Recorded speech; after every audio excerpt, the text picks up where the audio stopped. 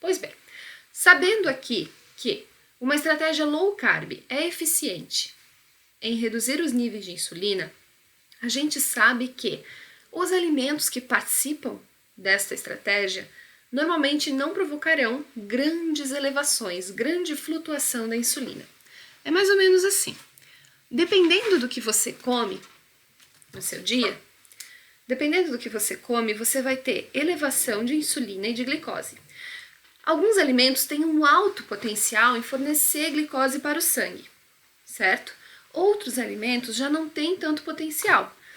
E, para falar a verdade, quanto mais denso em carboidratos energéticos, aqueles que o corpo consegue digerir e retirar a energia disso, aqueles que são mais densos em amidos, mais densos em açúcares, no caso, por exemplo, de sacarídeos, monossacarídeos, e aí eu já estou falando muito ciência para vocês, mas aqueles que são ricos em açúcar doce ao paladar e ricos em amido, que não é doce ao paladar, mas é rico em glicose, acabam provocando uma flutuação no sangue de glicose. Então, quando a gente fala que tem açúcar no sangue, a gente fala que a gente tem glicose no sangue, tá?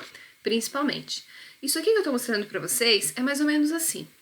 Dependendo do que você come, e da quantidade que você come e do que mais tem junto nessa refeição, você vai ter uma alta quantidade de glicose presente e que pode ser absorvida rapidamente.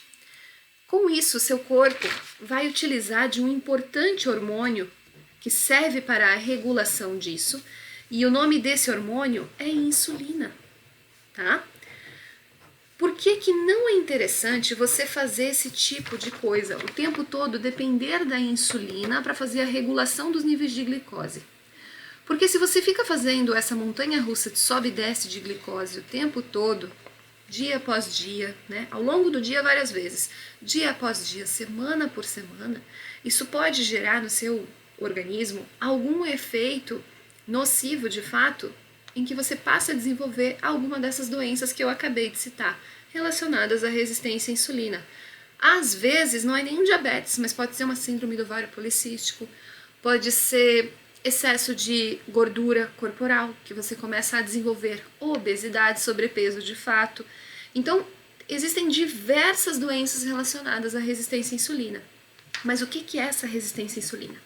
Então, como eu falei para vocês, se na sua dieta, por exemplo, tem muito desses alimentos que provocam elevação glicêmica drástica, né? Rápida elevação, e o seu corpo demanda de uma alta quantidade de insulina para fazer com que esse açúcar no sangue desça, o que acontece com o tempo é que você vai lesionando tecidos no seu organismo. Primeiro porque glicose em excesso é extremamente tóxico ao organismo, e é por isso que ele vai lá e produz tanta insulina para lidar com essa quantidade excessiva de glicose, certo? E aí você vai ter a queda da glicose, porque a insulina foi lá e armazenou, converteu, fez tudo o que precisava fazer com essa glicose, mandou para a célula usar, e aí depois baixou o açúcar no sangue. O que você sente quando ele está aqui baixinho é aquilo que você chama de fome, mesmo que ainda sinta o estômago meio cheio, mesmo que seu estômago não esteja roncando, mas você sente uma fome, e é uma fome tão forte que você não sabe nem como explicar essa fome. Bom, então você está com fome. O que você vai comer? Para não atrapalhar muito o seu dia, você vai lá e pega alguma outra coisa que seja prática e rápida. E a gente tem, nesse mundo prático e rápido de alimentos, um monte de alimentos que são densos em carboidratos de digestibilidade rápida e pobres em nutrientes. E somos acostumados e fomos ensinados a nos alimentar dessas coisas, e a gente acredita piamente que é a melhor coisa que a gente pode fazer.